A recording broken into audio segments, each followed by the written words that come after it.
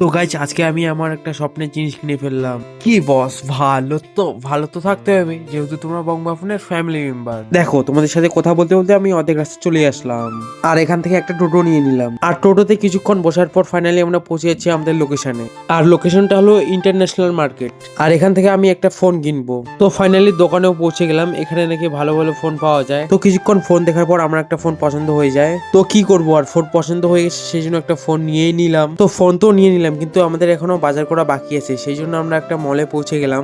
আর মলে আসার সাথে সাথে দিদি তার বান্ধবীর সাথে দেখা হয়ে যায়। আর আমি এদিকে ঘুরে ঘুরে কিছু বাজার করে নিলাম। আর বাজার করে বিল করতে নিয়ে যাওয়ার সময় ভাগনার কাণ্ড দেখো, মনে হচ্ছে ও বাজার করছে, ও বিল বানাতে নিয়ে যাচ্ছে। ফাইনালি এখানে বিল কাউন্টারে এসে গেছি। আর এখানে বিল কাউন্টারে এসে দেখি এত ভিড়, আর এখানে দাঁড়ায় থাকতে থাকতে আমার তো ঘুমিয়ে পেয়ে গেল। তো আমাদের বাজার করা কমপ্লিট হয়ে গেছে, আমরা টোটোতে বসে গেছি। আর চাম্পাশুড়ি আসতে একটা ঘোড়া গাড়ি দেখতে পাইলাম। আর তোমরা যদি জানতে চাও আমি কি ফোন নিলাম, তাহলে অবশ্যই কমেন্টে বলবে।